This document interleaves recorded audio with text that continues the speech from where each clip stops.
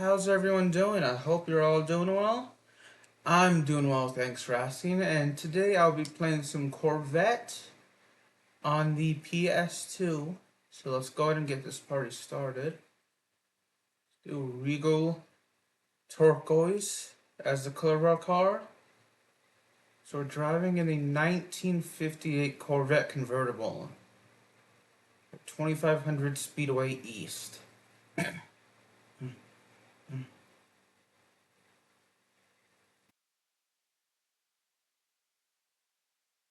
If anyone has played this game, what do you think of it? I've played it briefly, so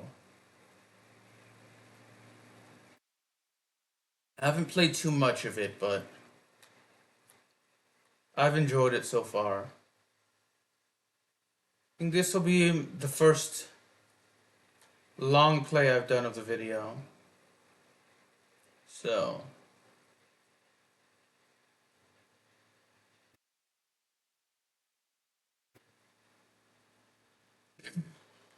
I've never been to a racing event, actually, in real life, but I'd like to go. I'd like to go to a MotoGP event, a NASCAR event, and a Formula One as well. I don't know if like the Indy 500 is. I know it's a NASCAR race, but I don't know if it's like considered to be a part of various different races. Different. It's I don't know if the same race is like on the calendar for different racing leagues and different types of races, but if it is, I still like to go to the Indy 500, even if it's not, because I know it's like the most prestigious race in the U.S. I wonder what the most prestigious race in MotoGP and Formula One is, actually. There are a ton of other racing, you know, leagues and events I like to go to, but MotoGP, Formula One, and NASCAR are probably my top three.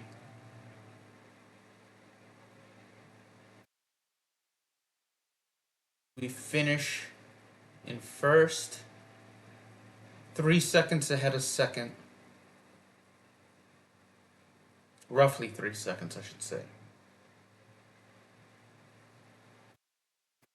Doing the career mode on amateur right now. Never done the career mode before.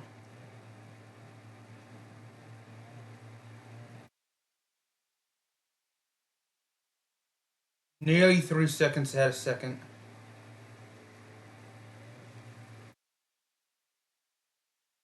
Continue actually. Rockbridge Falls East.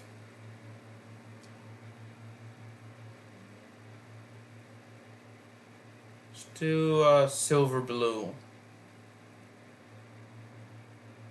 Actually. So essentially we have to finish third or better to unlock the next race in the 1958 Corvette convertible.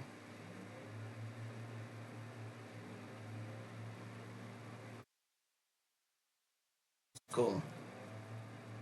I don't know much about cars, if I'm being honest.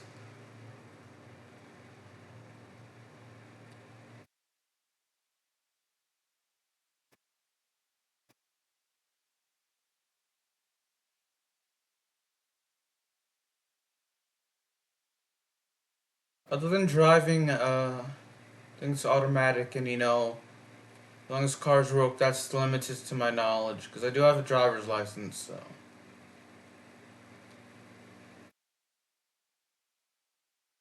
Map is going to be difficult.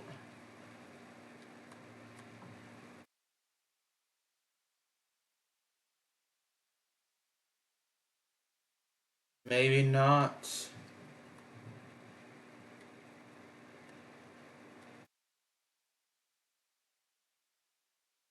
So a little more than half a second ahead of second. It's going to be less than that now, actually. We fell to fourth there. I messed up on that.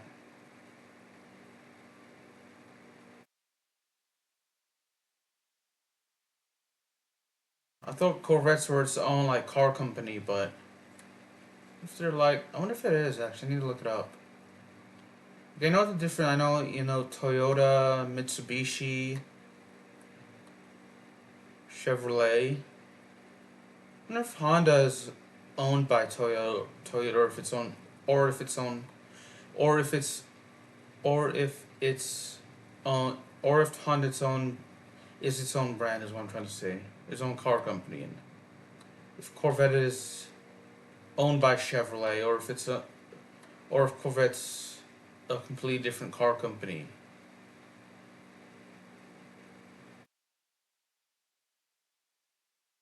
Like I said, I know how to drive automatic, and obviously I know how to fill up gas in that car, and I know how to drive, but outside of that, my car knowledge is limited.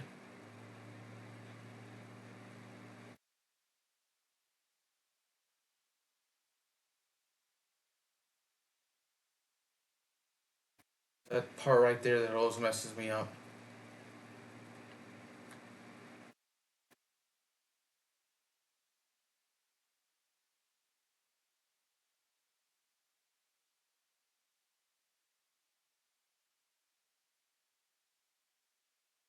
Alright, we're gonna have to restart because I'm not gonna be able to finish in third here.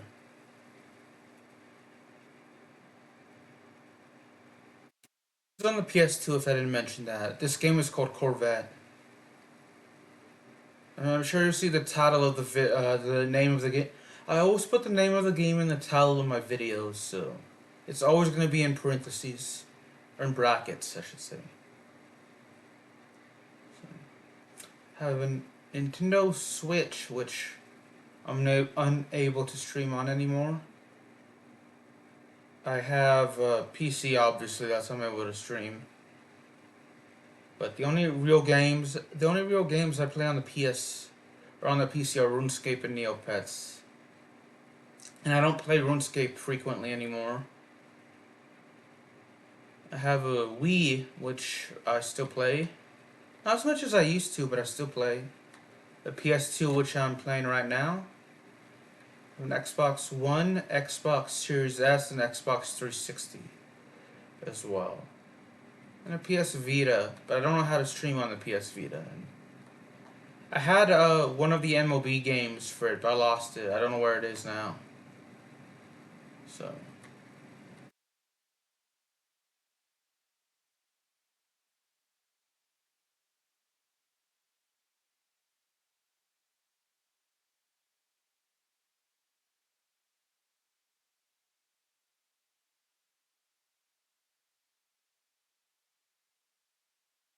I do have two GameStop gift cards I like to use to go to and go there, but they no longer sell games for the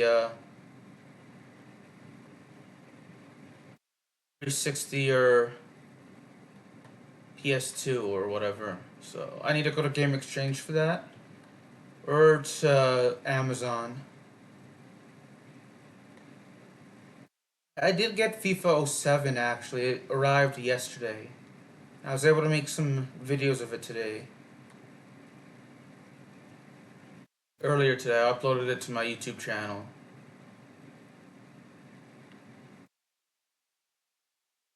I will provide the link shortly to my YouTube channel and the Twitch chat if you're interested. But if you're watching this on YouTube, I don't need to provide the YouTube link to my YouTube channel. But the link to my Twitch channel, if you're watching this on YouTube, is in the description. If you're gonna watch me on Twitch, I don't really have a set time. I go live on Twitch, but I do try to go live every day. Fair warning, every other, now it'll be every other Tuesday. I don't use my face cam to talk. And I don't usually use my face cam or talk during the weekends as well.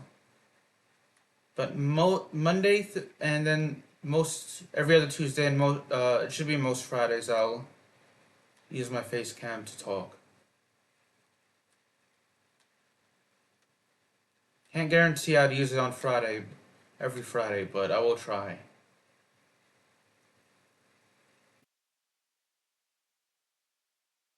I still live with my family, and so they tend to work from home. So, I guess they have to use the phone or anything like that. I usually don't, talk during the night or during the weekend. So, that's why.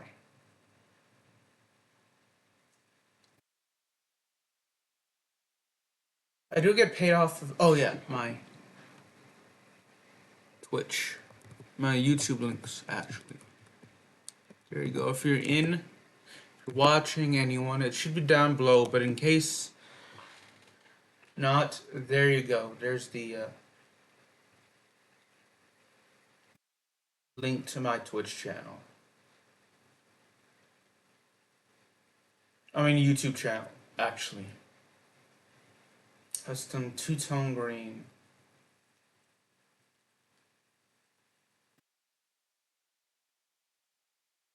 It must have came out in the early 2000s, actually. Actually. Sometimes I mispronounce my words, I don't know why.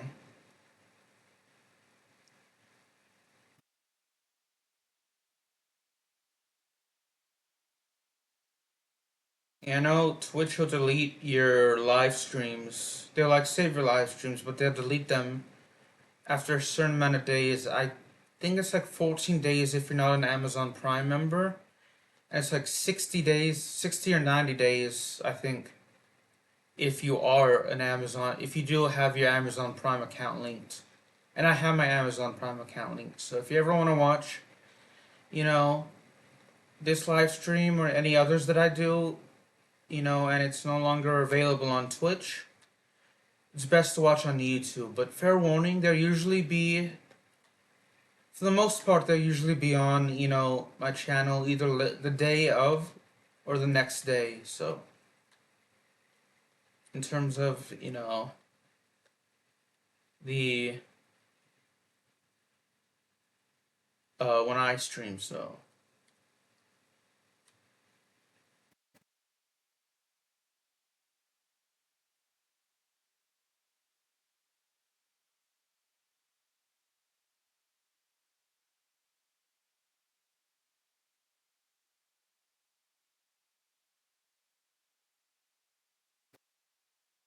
Second place is way behind us. From my understandings, we have to not only finish ahead of the police, or finish ahead of second, but we have to avoid the police as well.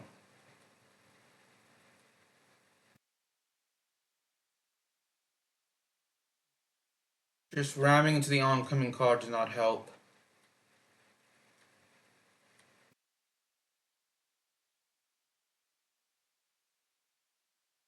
I like that this game has unique challenges, and it's different from other racing games. It kind of reminds me of Need for Speed, but it's not as open world as the Need for Speed games. Good to make your games unique and different from other games. I think when this game came out, any of the Need for Speed games may not have been released, so I'm not 100% sure when this game came out, or when the first Need for Speed game came out, actually. I know they made a movie out of Need for Speed. How that was filmed. I know they must have used a lot of stunt work, because I know that can be dangerous, driving and doing the stunts. I never saw it, so. But imagine if it's involving a racing film. If it's based off of a racing game, I'd imagine it would involve a lot of racing, and that would require some. The game based off of Need for Speed would require some stuntmen and women, so that would be a bit dangerous. Any racing film would probably require some stunts, which would be dangerous. So, I feel like I know in terms of filming that a lot of the directors and actors, and to some extent producers, will actually get praised I feel like you can notice something. I feel like some the other people that help make the film, they kind of go uh, they go unnoticed and underappreciated. So especially like the stuntmen and the people that perform stunts. You know, they probably have one of, if not the most dangerous jobs in films. Especially like action films and, you know, films that involve racing or anything like that. They, you know, they are part of the most dangerous jobs, if not the most dangerous job. So they have my respect and appreciation. So I think they should get more praise for what they do as well.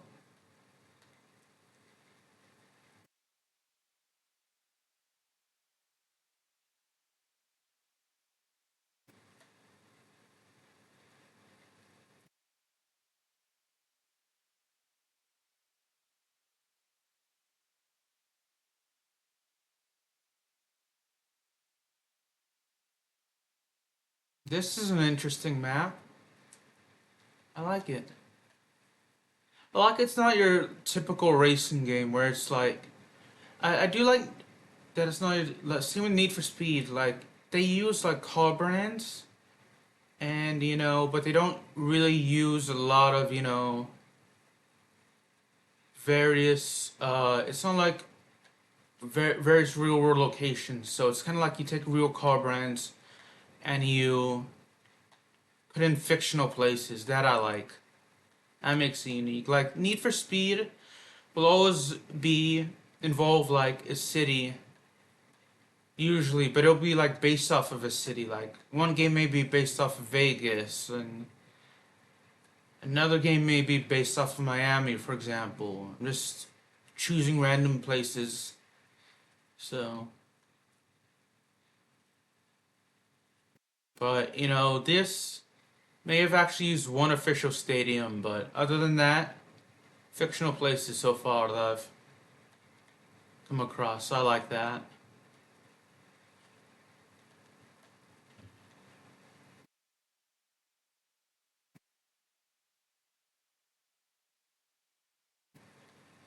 I know the MX versus ATV uses not so much MX versus ATV Untamed or Unleashed. I know the older MX versus ATV games will use like fictional places, but the newer ones will use fictional places, but they'll also use like a lot of real world places as well. So I think, you know, there's a lot of real world places, but I know for All Out it's like DLC. A lot of most of them are DLC. Most, if not half, are DLC. You'd have to buy them, which I don't mind. I like MX versus ATV All Out. I probably played All Out. I probably played MX versus ATV All Out, MX versus ATV Supercross Encore, and MX versus ATV Untamed way too much. So probably the three racing games I say I play the most, but I probably also played Forza Motorsport 4, Forza Motorsport 5, and Forza Motorsport 6, and NASCAR Heat 3. Probably just as much as well, but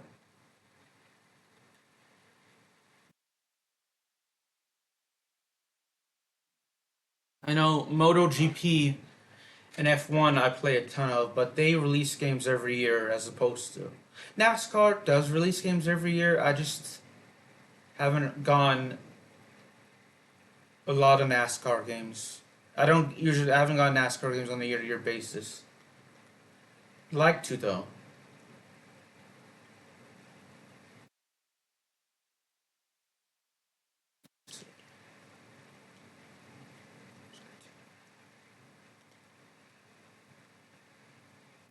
Played a lot of Mario Kart Wii when I was younger as well.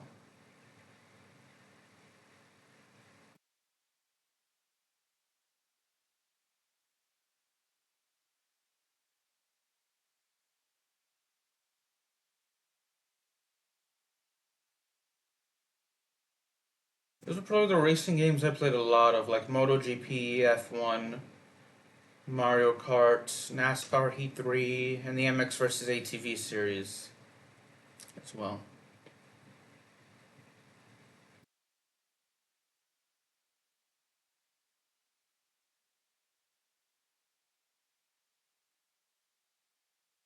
Verizon Wireless.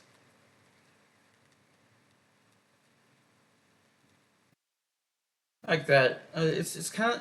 It reminds me of MX vs. ATV Untamed, in terms of like the fictional locations, but they also have like real world ads. Like I know in MX vs. ATV Untamed, they also have they have like progressive.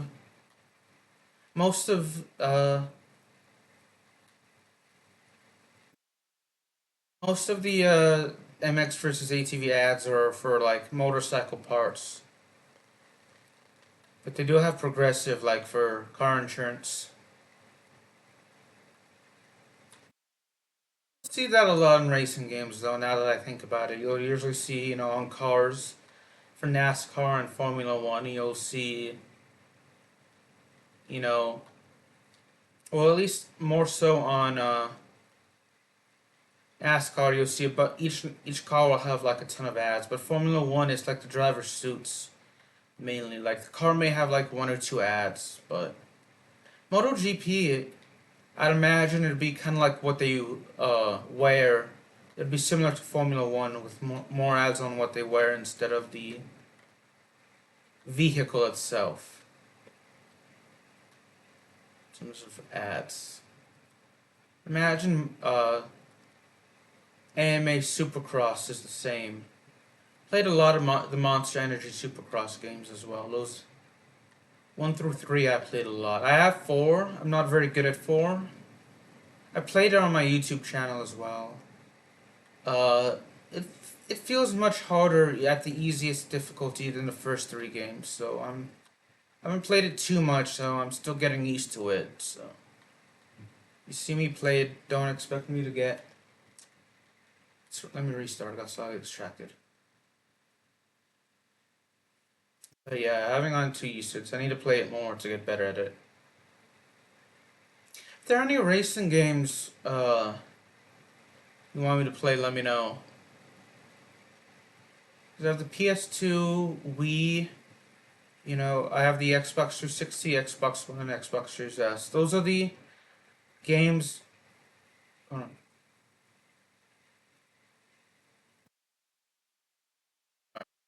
Those are the games I can. Those are the consoles I can stream on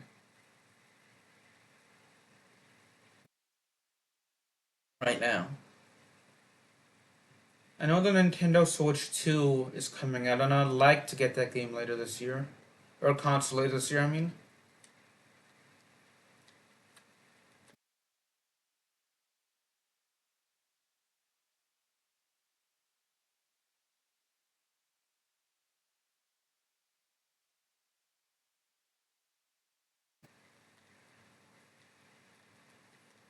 So you have the Xbox One, Xbox Series S, Xbox 360, and PS2 and Nintendo Wii are the current consoles I can stream on.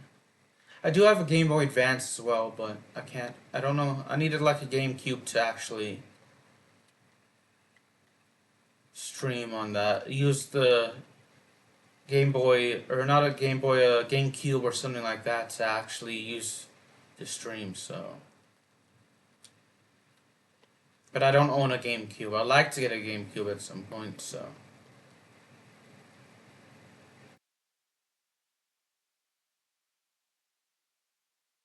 I'll have to get a Nintendo Switch 2 when it's released. I doubt I'm gonna get it in July though when it comes out.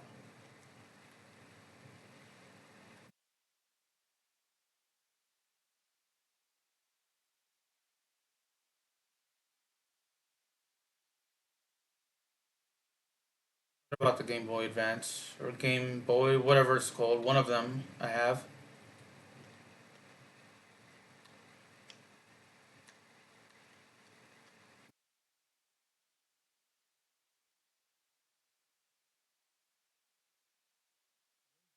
last race. Last time I tried this.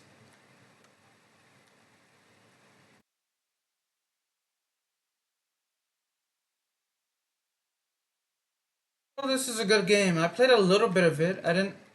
This was not one of the PS2 games I had growing up, but I do enjoy it. I must say. So like I had a lot of like story mode games. Some of them I bought and then sold again regretfully, like Rugrats. I say partially regretfully, but like Rugrats for a Ransom. I enjoyed. I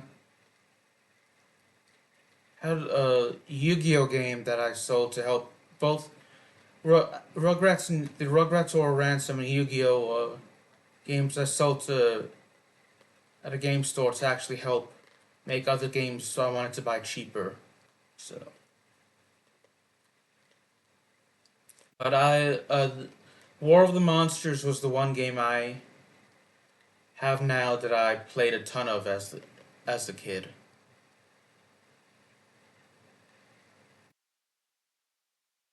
That is the what I played on my channel as well. If you haven't seen it, so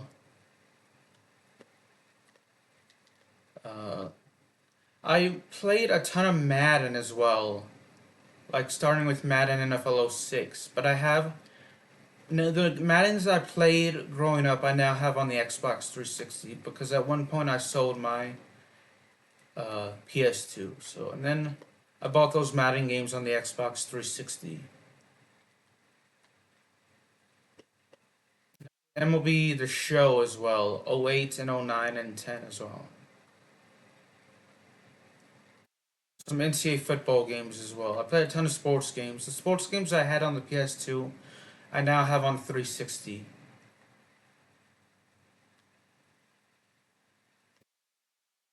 So, and Xbox One and Series S. So the only ones I don't have are the MLB The Show because they're not on the older ones aren't on the 360 anymore. The older ones aren't on the 360. It's only starting with MLB The Show 21 that they are on the Xbox console. So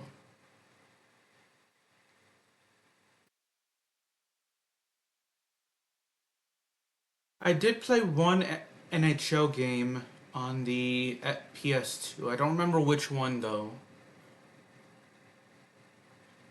I, for the life of me, do not remember.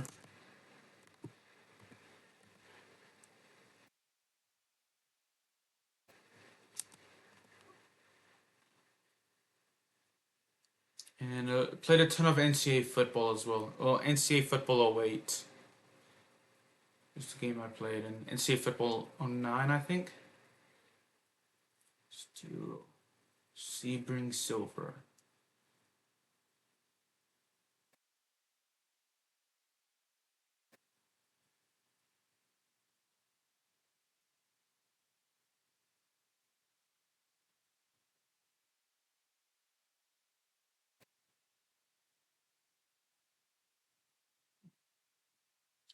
Did some FIFA games a lot. I played NCAA football and Madden as well. And NBA Live 07, I think.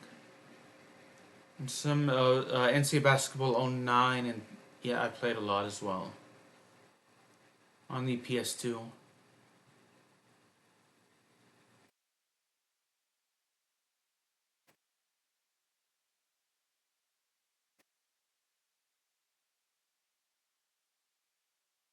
Those were like the MLB Show 08, 09, and I think 10 as well. Those are the game. Those are the sports games I remember playing a lot in Madden. Haven't said that.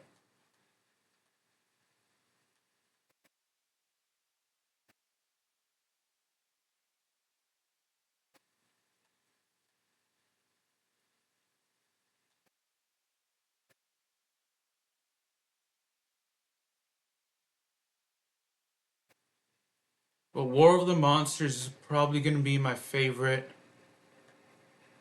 PS2 exclusive game. Well, I know it was remastered, but I don't have a PS3 or PS4 or PS5. Just a PS Vita and PS2.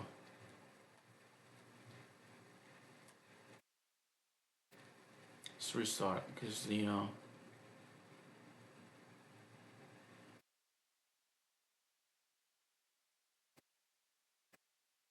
But of all the games that are on the Xbox and the Xbox consoles and PS2 or PlayStation consoles, I know World of the Monsters is my favorite. That's only on the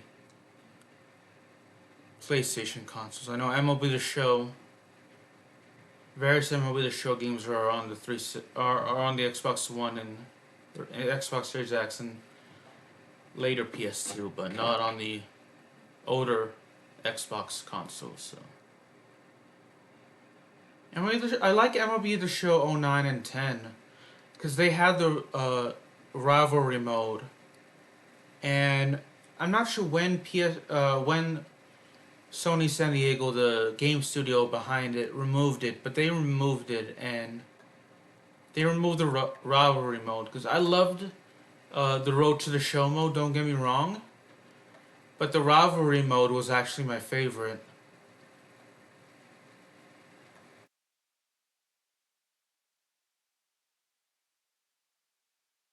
So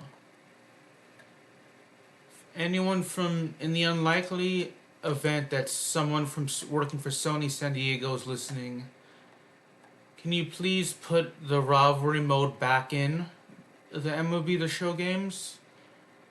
It would mean a lot if you did because I love those. I love that game mode.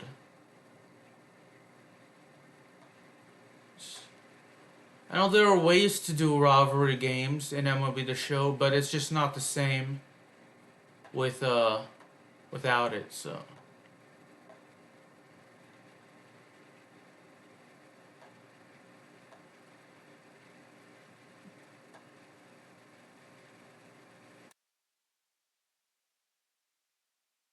but I do have MLB 06 The Show, so that has a rivalry mode in it.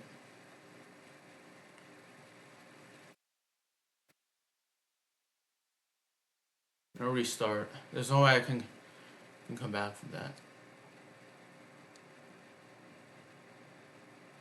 It would be kind of cool if like each sports game had like its own rivalry mode where you just pick two teams and you can play make like a series mode, like a rivalry mode, and then just pick a certain amount of games, whether it's 7 or 82 or 160, whatever amount of games, and make it uh where you just play against the same team over and over. Like you can do it with your friends or AI, or you can do it online as well. It would actually be cool for that.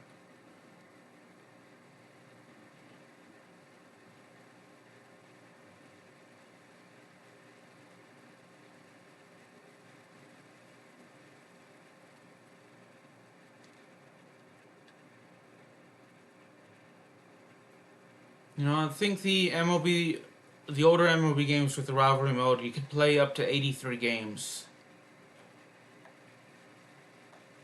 So, it'd be kind of cool to have something like that in the where you play your team, you choose your team, and whatever team you choose, you're stuck with that team. And then whenever your team you choose to play against, whether it's a real life opponent or your the computer, you're stuck playing against that team for a set amount of games for the rivalry mode. This is like another addition. Like it'd be cool like in the NBA 2K games just to play like an 83 game series against another opponent as like an additional mode, or Madden or FIFA or something like that.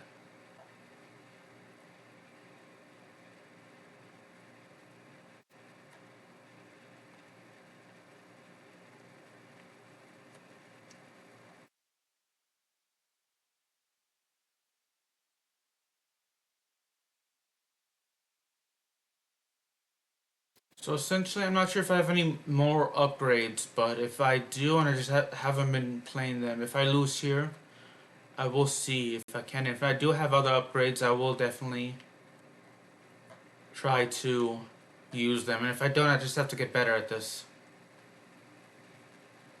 race and game to further continue the career mode. Shit.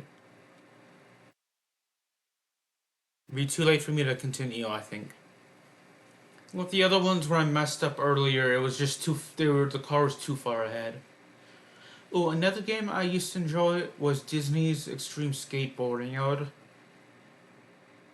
always rent that game from a local video store, and I'd play that with my sibling. Nope, level 3 is the highest I have, so I just have to get better at it. I would, whenever my family, when I was younger, we'd go and rent movies.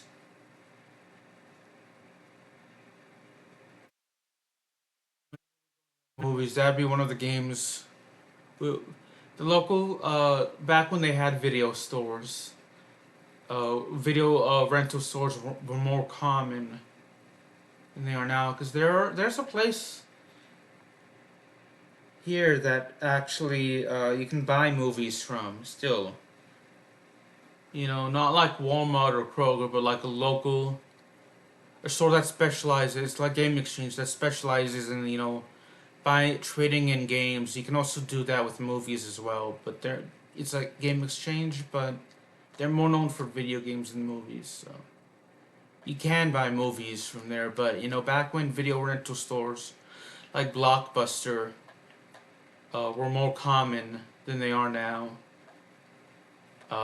we would always rent movies to look at, and we'd always rent PS2 games. And the one game me and my sibling would get to play together was Disney's Extreme Skateboarding. And I was able to find that game when I sold the PS2 to buy traded it in actually, or donated. I can't remember which one, but I did get a get a PS2 later on for Christmas. And when I went looking for games at Game Exchange, because that's the only place in my area that I know that currently sells PS2 games. I actually went in. They had Disney's Extreme Skateboarding, so I was able to purchase that. I know GameStop used to sell and exchange PS2 games, but around 2013, the GameStop in my area, in my city, stopped trading in and selling PS2 games. So it's kind of sad. They eventually stopped Xbox 360 games just because they stopped making PS2 and Xbox 360 games. So that's kind of sad. But the GameStop stopped that. But I know it's confused. To me, it's a bit confusing. But the Game Exchange, you can still buy and sell PS2 games and 360 games. So I don't mind getting my games off of Amazon, but I still like actually for the older games, for the older consoles, because I know on the 360, I like the Xbox 360, Xbox One, and Xbox Series S. I prefer downloading my games to own. But for the PS2 games, I do actually like going in, and I do actually like, for the PS2 and the Wii games, I do actually like going in and actually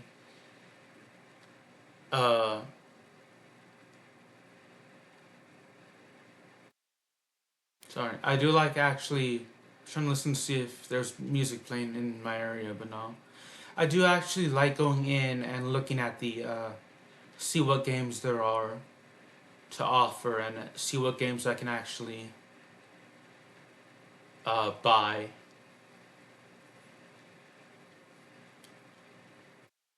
some people prefer to own their games physically, and some people prefer to own their games digitally. I don't know.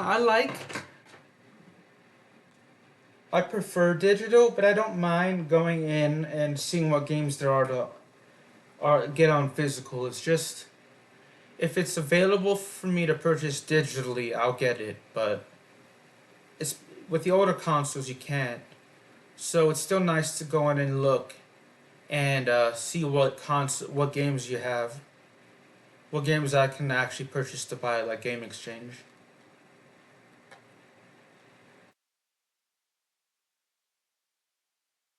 I always think that I with the licensing expiring for certain games. It frustrates me that I can't get some of the older Xbox 360 games to download, but I always say there always should be an option. Now that you can purchase your games digitally, there should always be an option to either get the games digitally or physically. There always should be that option for those that prefer.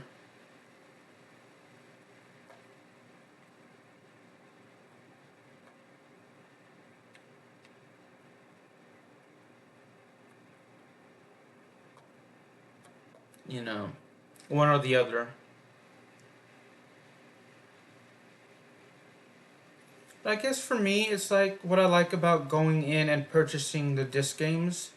It's not so much the disc games in itself, but rather the nostalgia I have for back when you could only get games physically. Going to Blockbuster and renting games, or going. When I was younger, I'd like to go in and go to my local video store or Blockbuster when Blockbuster was still a thing. I know Blockbuster, there's only one Blockbuster left, and that kind of saddens me.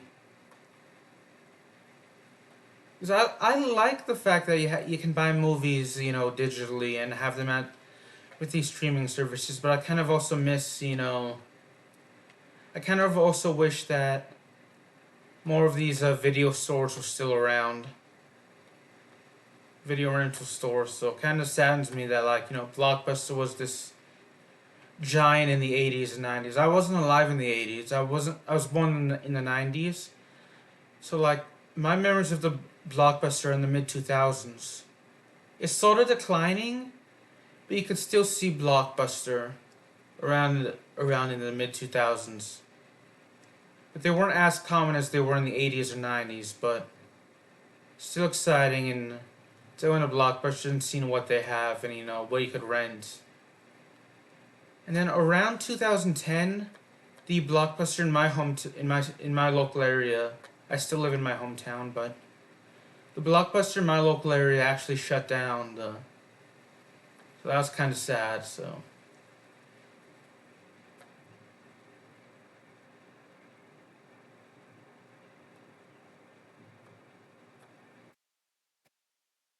It was kind of sad to see the Blockbuster disappear. So I know Game Exchange really is the only area you can go and get your movies from if you prefer it physically, but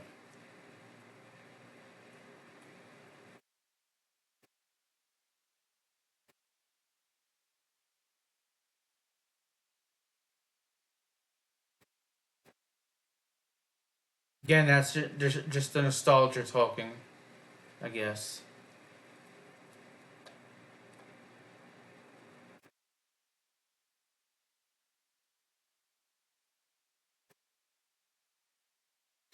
Blockbuster actually had the chance to buy Netflix, and they didn't. But if I remember, they also knew that Netflix was going to be a serious competitor to them, and lo and behold, Netflix would actually put them out of business. Would be the one competitor that put them out of business. So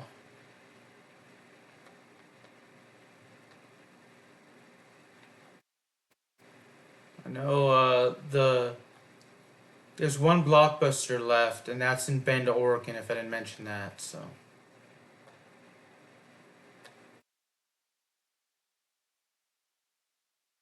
I've never been to Oregon, actually. I've never been to the Northwest.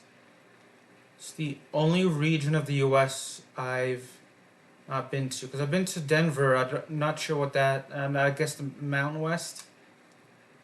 Been, to the Southeast. I live in the Southeast. I've been to the Northeast and Southwest as well. I've been to Hawaii.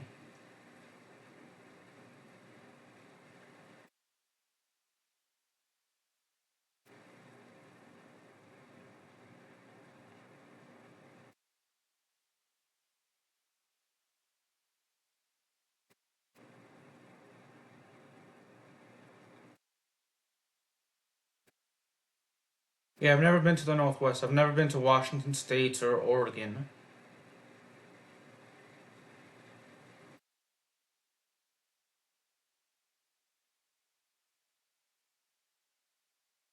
I would like to go though.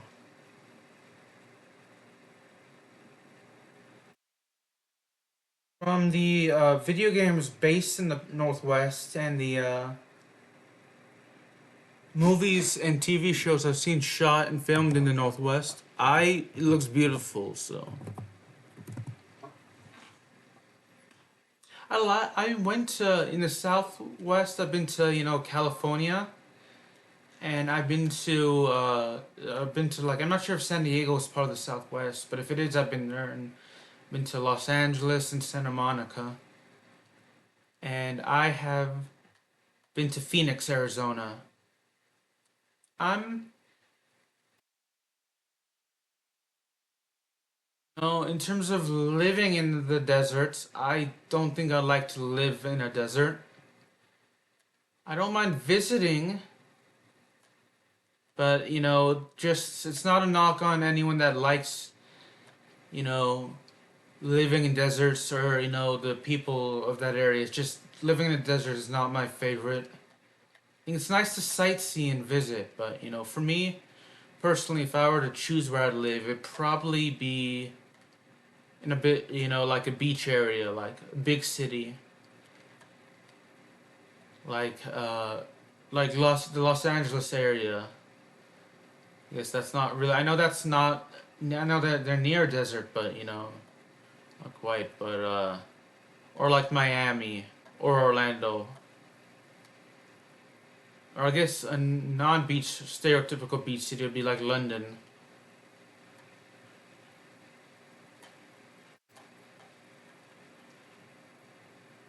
So yeah, London or.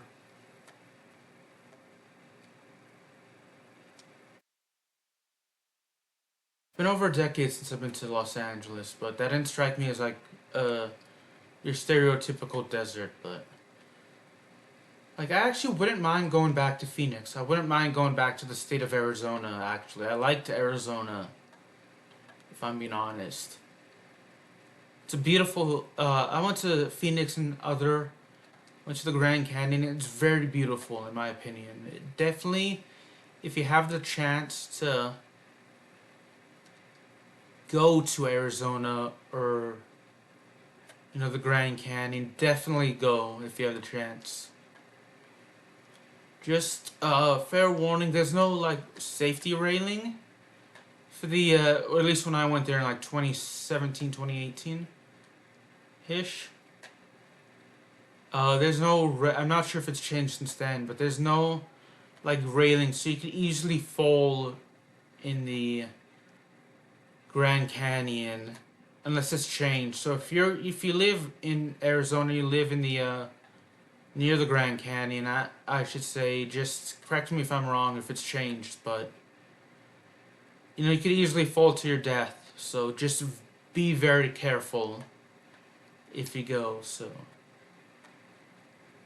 if you go to the Grand Canyon or if you live in the area, just correct me if I'm wrong. But at least when I went there, there was that risk of death of falling. So just if you go there, just you know be very careful.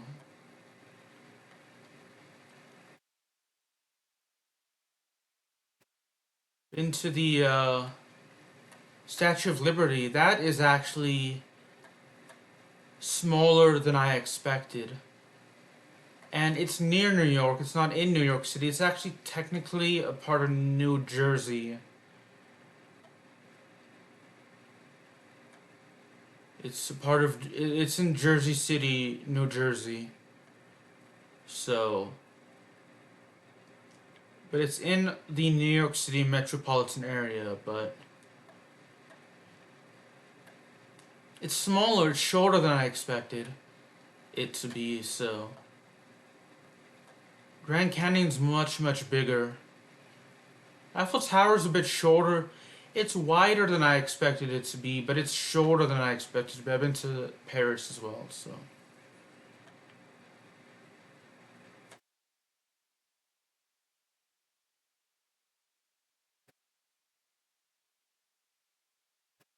Opera House as well is a bit shorter, or a bit smaller than I expected it to be. I've been to Australia, so. Tell you, one place I went to that's massive is Wembley Stadium. I went to the very first AEW All In pay-per-view in London, England. And the stadium is massive. Also, the Santiago Bernabeu in Madrid is massive as well.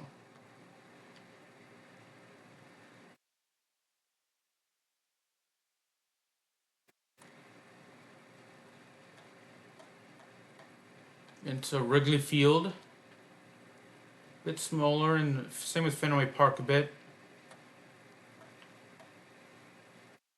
But the Green Monster at Fenway Park is much more taller than you'd think, I think.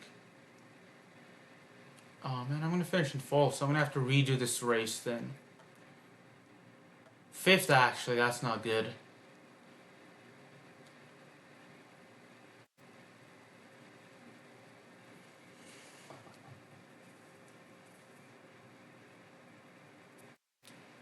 My favorite, I've been to, seen a ton of sporting events, so the best stadium I've been to is probably Wembley Stadium and the Santiago Bernabeu, those two. The best stadiums in the U.S. I've been to would be Wrigley Field and Fenway Park.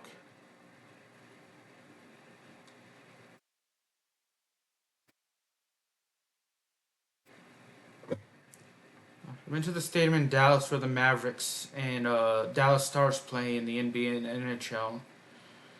Cowboy Stadium is huge. It's, for me at least, it's much bigger than I thought it would be. I believe it's Frisco Field, but where the FC Dallas plays is also a nice soccer built stadium. It's the only soccer specific stadium I've been to. Well, other than the Santiago Bernabeu, it's where its primary purpose is for soccer. I think Wembley Stadium as well. I'm not entirely sure if Wembley Stadium is more soccer specific or if it's a multi-purpose stadium.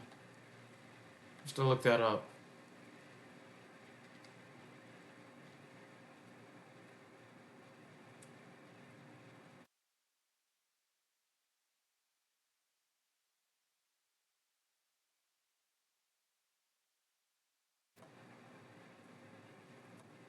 So yeah, into the FedEx Forum in Memphis. A nice stadium. To the Jack Stevens Center in Little Rock and the Gary Hogan Field in Little Rock as well.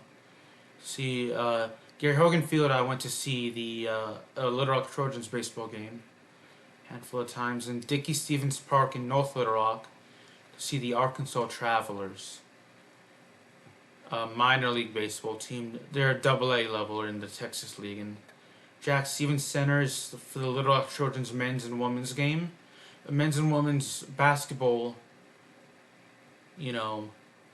team, college basketball team, they're Division One, and I went to see the women's volleyball team play there back in October as well. Division One volleyball. If I remember correctly, they played Lindenwood Lions, and the Lindenwood Lions are transitioning to Division One.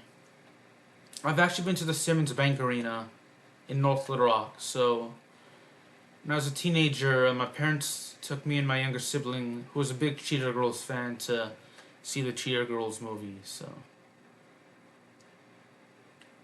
And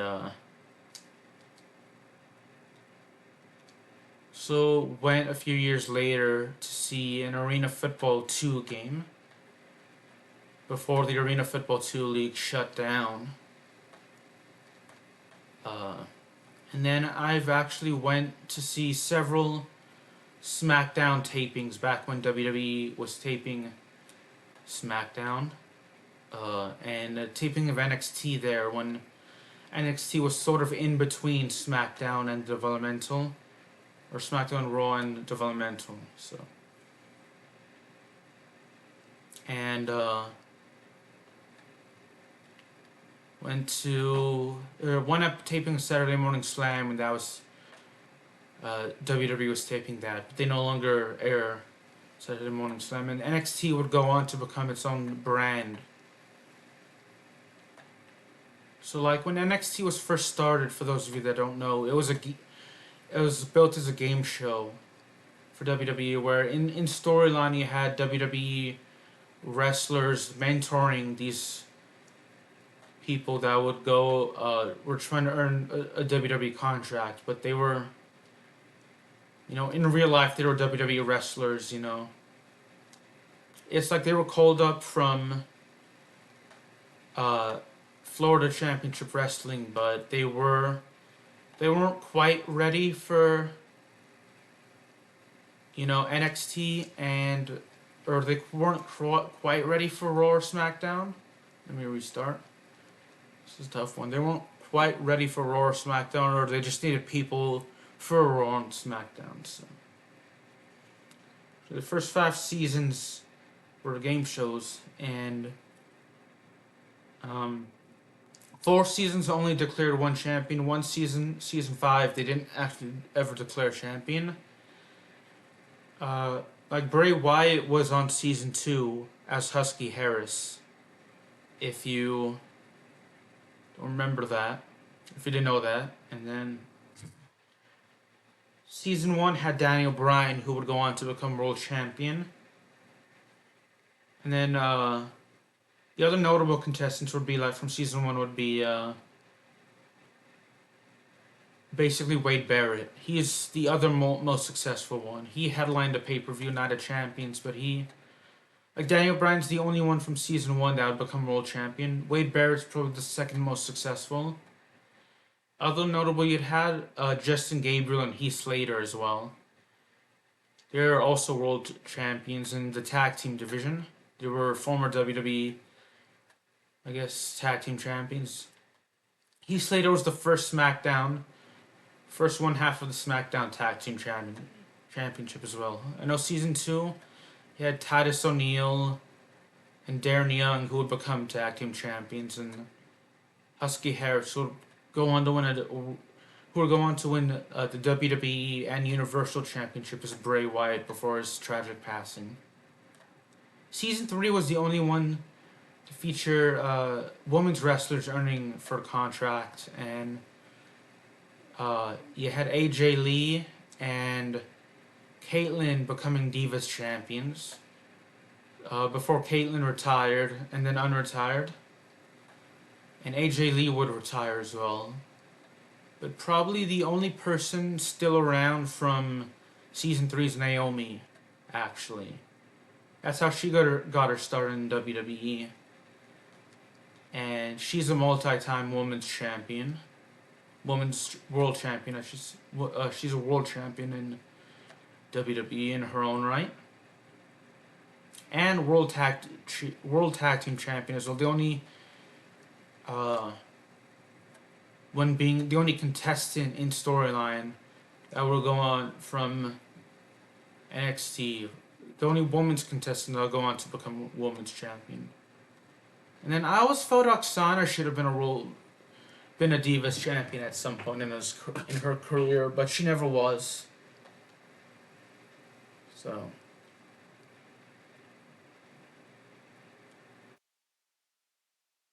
Oh yeah, in season two, my favorite from season two is Alex Riley. I was, it's a shame that his career didn't turn out the way I thought it would, because I thought he was gonna be definitely a future world champion, but uh,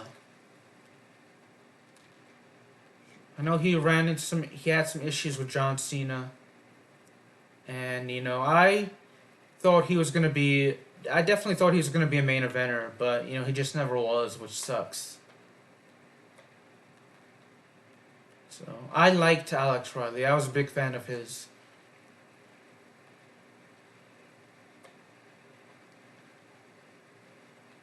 I like Darren Young as well. Felt like Darren Young just had that missing piece, whether it be. I feel like for Darren Young, he just was that missing that right. I felt like Alex Riley, as the heel, that kind of arrogant jock, could have, like, could have gone him to the main event. But I felt like Darren Young was just missing that right gimmick before he could have gone to the main event as well. In season four, don't remember. Other than Byron Saxton, I liked Byron, but he's more of a commentator now. So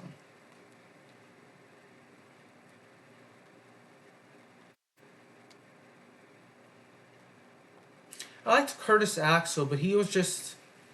I felt like from a fan perspective, he just was really just lacking in terms of promo to engage the audience. But he was a phenomenal wrestler. Like in between the ropes, he was very talented, but like he was never given the opportunity or like the right gimmick to show off his talents, in promo wise, or given time to develop in terms of promo skills. So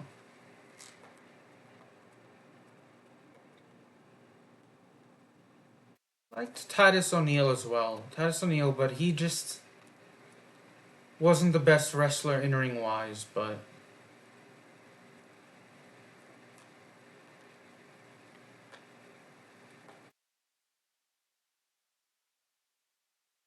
season one, Michael Tarver is underrated.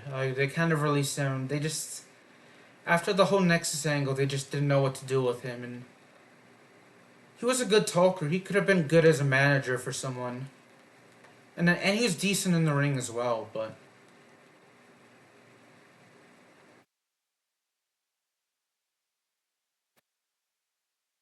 they just didn't know what to do with him. So you had Heath Slater, who was decent in the ring, and he was more entertaining on some wrestlers are more Oh, I have to restart.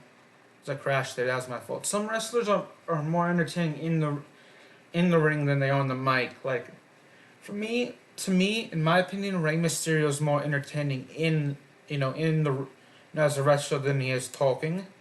Whereas someone like The Rock is more entertaining, talking than he is wrestling. Not that either of them are bad, you know, but they're just better at one thing than they are at the other. Few are good at both, but to one credit, Rey Mysterio is better at being a good guy than he is, I think, a bad guy, and very few people are good at being a natural good guy, um, on screen, and very few people are better at being a good guy than a bad guy. And Rey Mysterio, I've seen clips of Rey Mysterio as a heel in WCW, but he was much better as a good guy than he is a bad guy. So that's few people are very good at getting the audience to love them as opposed to getting the audience to hate them. Compared to getting to the audience to hate them, and Rey Mysterio is one of those people now that I don't think you can get the audience to really truly hate him because he's such a good guy that such naturally gifted at being a good guy that it's kind of hard to.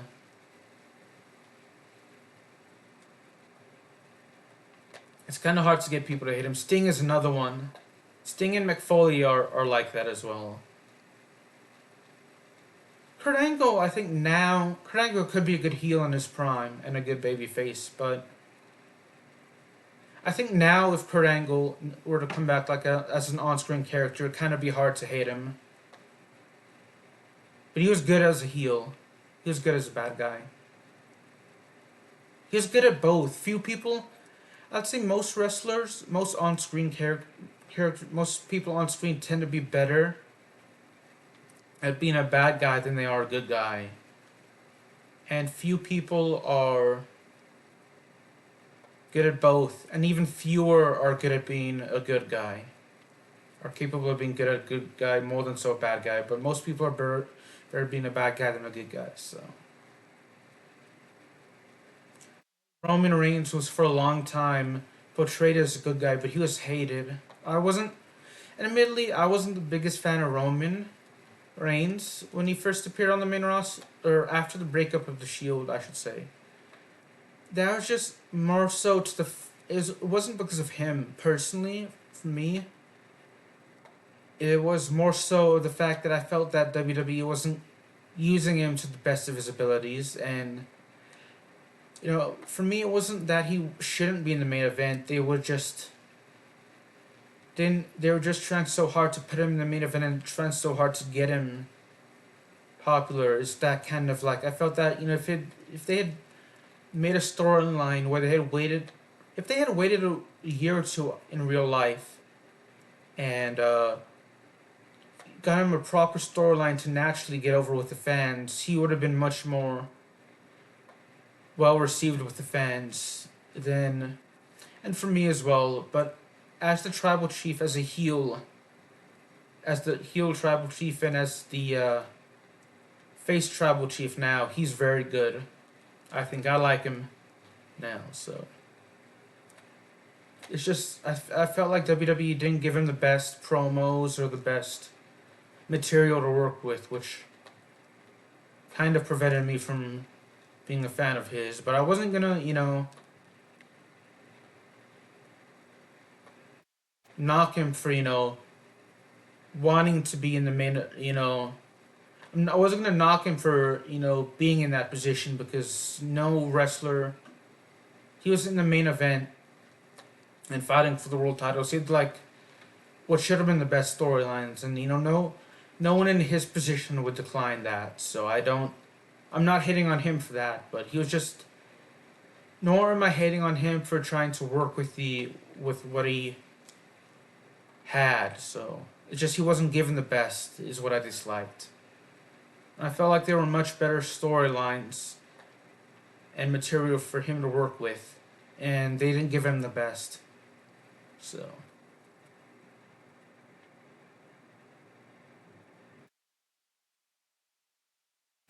One thing I know, this again isn't a critique of him, but more so the creative. But they didn't give him. It felt like it was at the expense of other wrestlers on the roster as well. And again, that's not on Roman himself, or the person playing Roman Reigns. So that's not on. I'm not knocking him for that, because just about every other wrestler would want to be in the position where they were like the face of the franchise, face of the company. So, but it did at times feel like he wasn't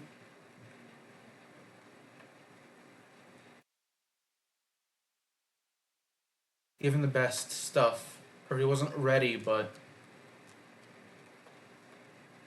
like,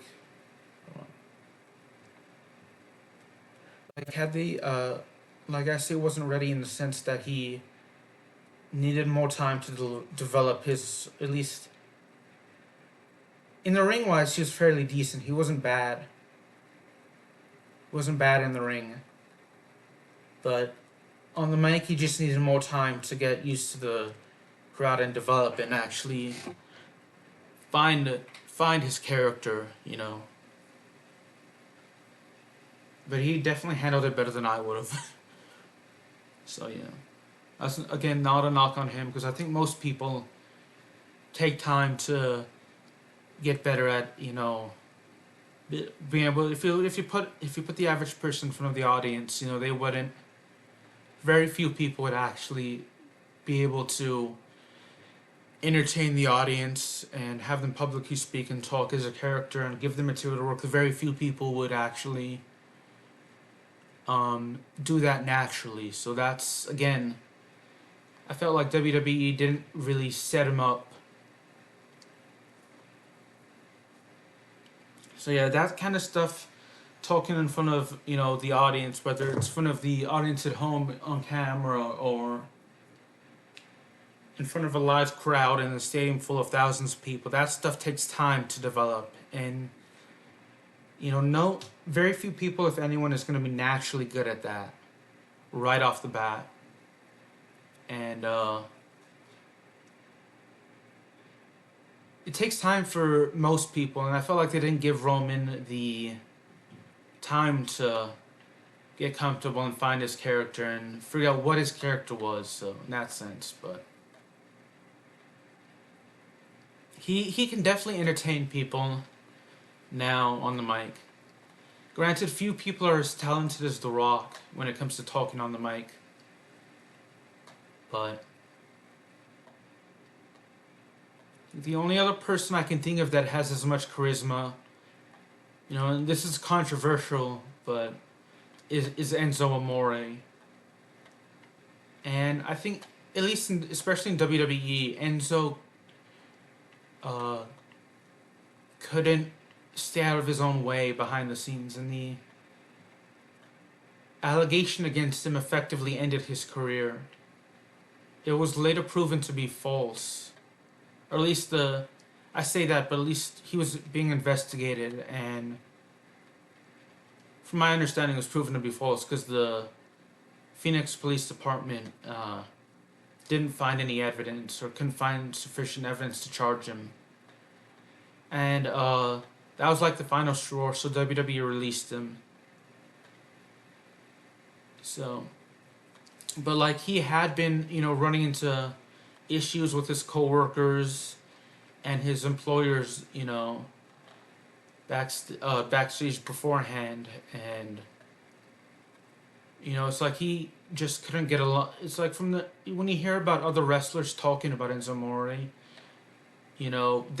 it's like when you hear about them, they couldn't, like, he couldn't get along with some of his coworkers, is what I'm trying to say.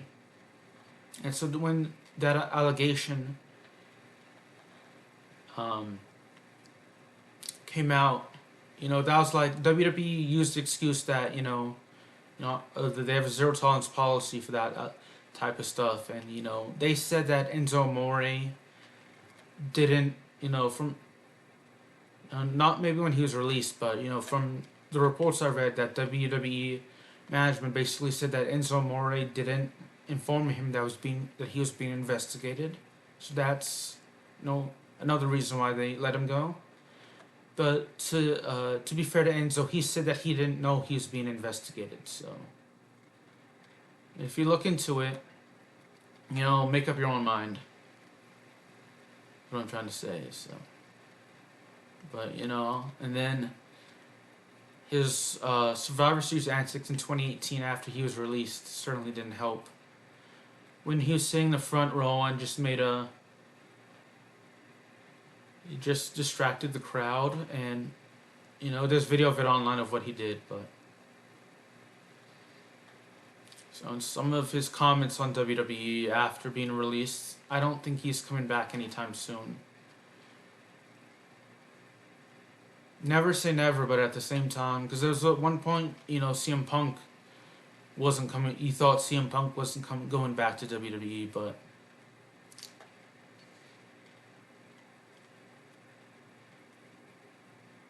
even some people that are just as, if not more, controversial, that you wouldn't appear in WWE, and they have, after they're released, and they have. I know the Ultimate Warrior is an example of him of one that's has been difficult to work with before he returned to WWE. Bret Hart left under controversial circumstances, and he came back to WWE as well. So, though I get why Bret Hart was upset at Vince McMahon specifically when he left, because for those of you that don't know, basically the Montreal Screwjob was look up the Montreal Screwjob online and in detail to go into. So when you leave under controversial circumstances, you can kind of understand why WWE may not want that person to come back, or why they may not want to go back to WWE. I am going to get a quick drink, actually. I am a little thirsty. Hold on.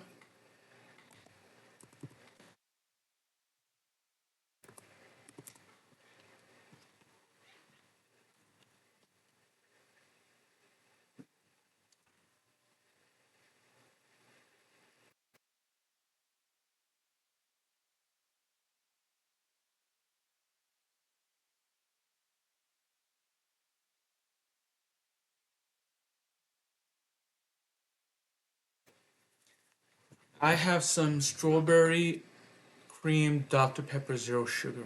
If you've never had it, I definitely recommend it.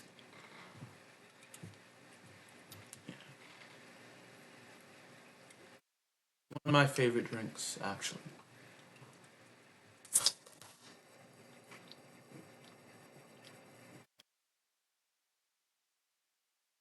Right?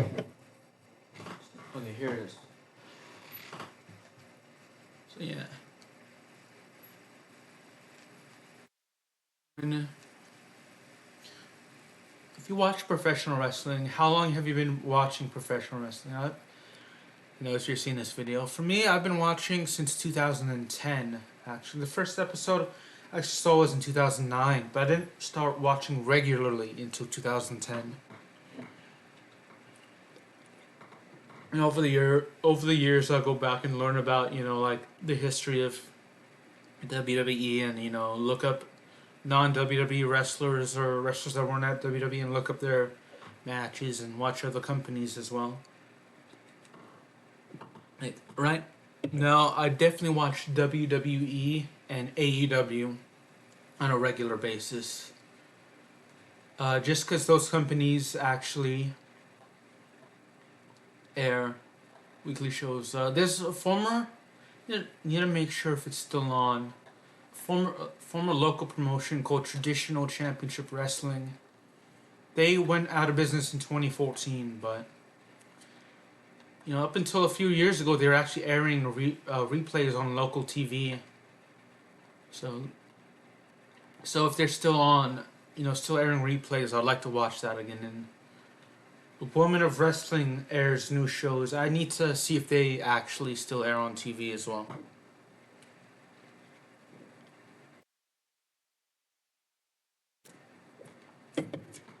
And then there are actually a few companies I'd like to watch, but they're not on TV. And a couple of them I have to pay for subscription services. One is TNA Wrestling. I used to watch that infrequently, but unfortunately they're no longer on TV.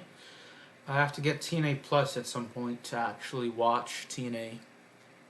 But I would like to watch TNA Wrestling. Then there's Ring of Honor, which I have to get Ring of Honor Plus as well to get. I am aware of the TNA wrestlers and Ring of Honor wrestlers as well. Though, because sometimes those wrestlers that appear on Ring of Honor will appear on AEW as well. Excuse me, and TNA wrestlers will appear on WWE NXT. Because TNA and WWE have a working relationship. Then there's actually New Japan Pro Wrestling I'd like to watch. They have another subscription service. I'm pretty sure that it's available in English that I'd like to get. And then the other Two others actually. There's CMLL, which and Lucha Libre AAA, or as they're known now as AAA. Uh, Both companies air their shows online on YouTube. I think on tape delay, on delay, but both are in Spanish, and unfortunately, I don't speak Spanish. I think CMLL may be available on New Japan Pro Wrestling World, just like New Japan in English. I'm not entirely sure on that. And Lucha Libre, or World AAA offers their, I think they have their promotion, their pay per views in English. So I know they have it on. But if either company actually has, you know, there are other wrestling promotions that are available online. Actually, that if I had the time, I'd watch.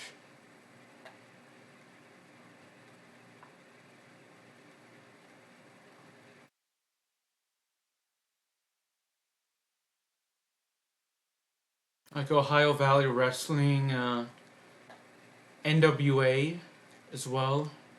Championship Wrestling from Arizona and Memphis Wrestling as well. Oh, and a whole bunch of Japanese and other Mexican and foreign promotions as well. I'd like to watch if I had the time, but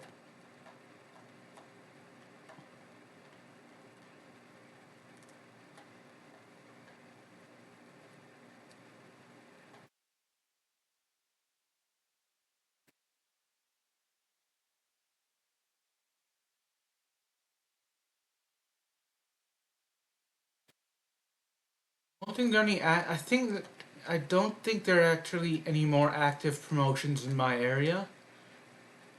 Maybe one or two, I think, but I'd like to.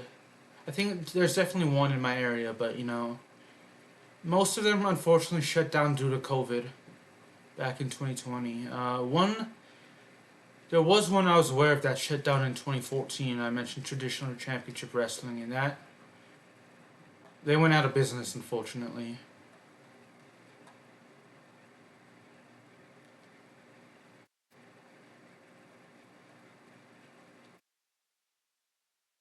I do remember seeing one wrestler appearing in a squash match against Braun Strowman.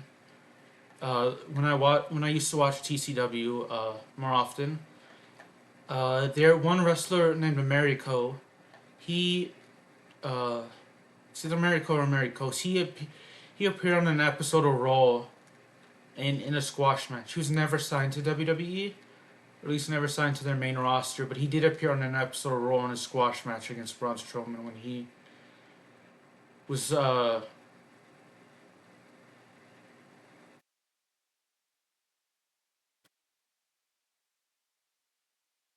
when Braun Strowman was frequently wrestling those like local competitor wrestlers that weren't signed to WWE. Actually, that's how James Ellsworth actually got so prominent in WWE storyline.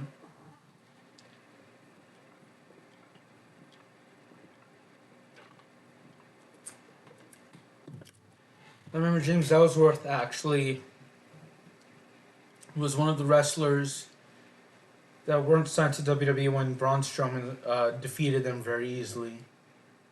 And then he came back against, I think he was involved in the Dean Ambrose and AJ Styles feud, and then he got in on screen he actually got a contract, and then he was Carmella's manager for a while. Then he left, and he came back, and he left again. So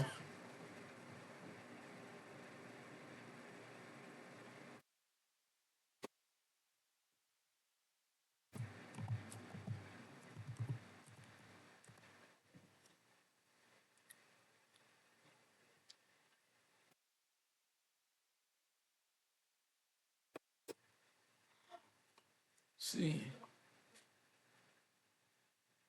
back at this map.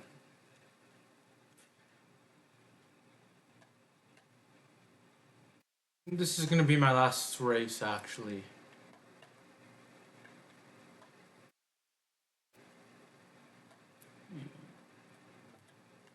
If you if you watch professional wrestling, what's your favorite company?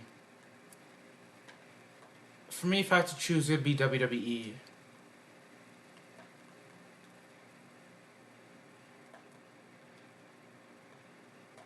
And who's your favorite wrestler as well? But full time, I like Orange Cassidy actually in AEW. I know he's off screen for a while, but it's in AEW. I like Orange Cassidy and Britt Baker, but I think Britt Baker, don't know, her contract status I think is a bit uncertain. But yeah. And then for AEW, for WWE, it was Giovanni Vinci, but they released him back in February. Yes, men's right now it is full time would be Rey Mysterio actually.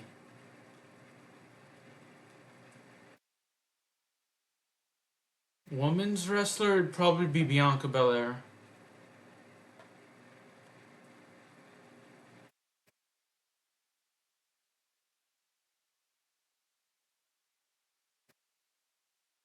I know our truth is pretty hilarious.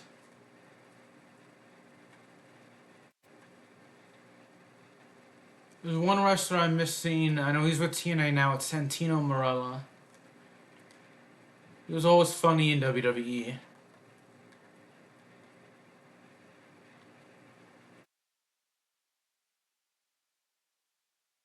Going to restart. I like CM Punk as well.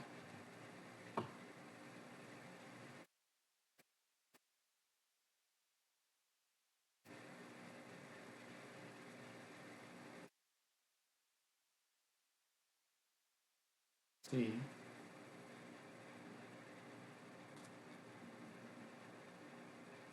Trying to think who else. I like Sami Zayn.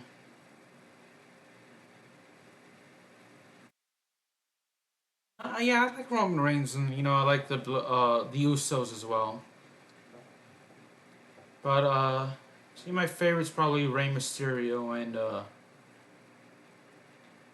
Bianca Belair. I know in terms of women's wrestlers, I like Jade and Naomi as well.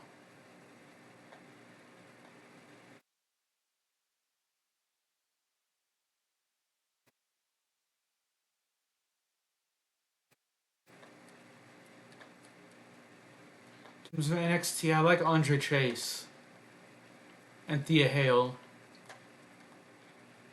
I like Duke Hudson again, but they released him. WWE has recently released or let the contracts expire of some wrestlers that I like. Duke Hudson, I thought was they very good. I felt they should have called Chase U up to the main roster. All three members up to the main roster. So.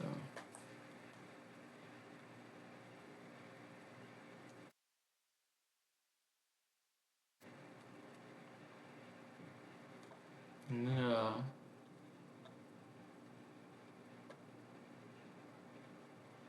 It's been fun to see those Chase U skits on Raw or SmackDown on a weekly basis.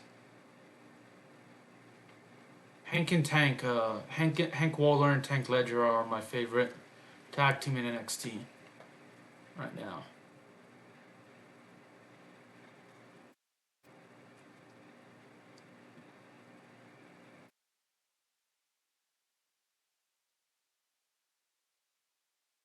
And women's wrestler, it would probably be Roxanne Perez. Roxanne Perez and Lola Vice, actually.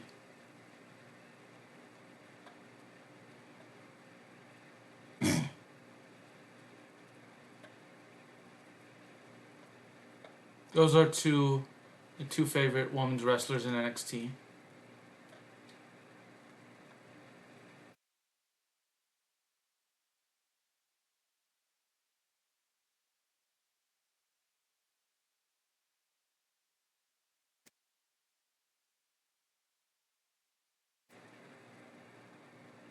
Hey, if you watch WWE, what do you think of John Cena's heel turn? That's kind of shocking in my opinion that he turned heel last month at the Elimination Chamber pay-per-view. That was unexpected. 20 years as a good guy, and then he turned.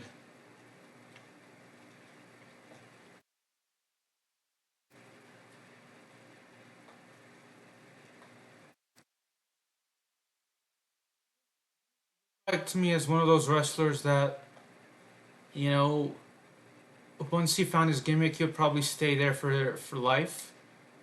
He's in that gimmick for life, like whenever he would come back or in his full time run. But you know, he was. I thought would definitely stay as a good guy for the rest of his career, but he surprised me, and that's sometimes the best surprises are the ones, or definitely the best turns are the ones you don't see. Sometimes the best turns are the ones you do see, like when Carmelo Hayes attacked Trick Williams at its Stand and Deliver. I think it was last year, or the year before. That one was a good turn, even though I saw it coming. Cena's heel turn I didn't see coming, but either way, I'm gonna hop off. Deuces.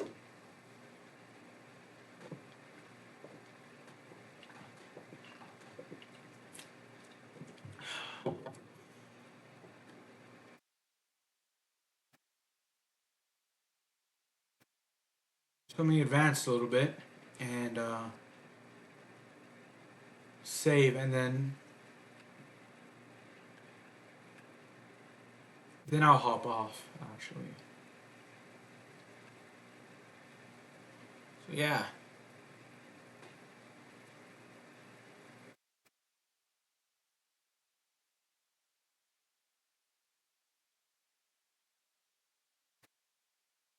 Wait, once this is unsaved, and I'll go watch Ajax play NAC.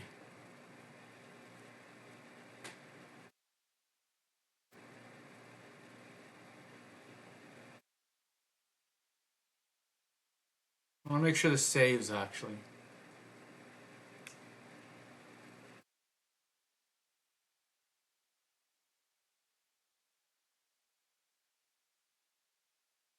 Hopefully, it should save.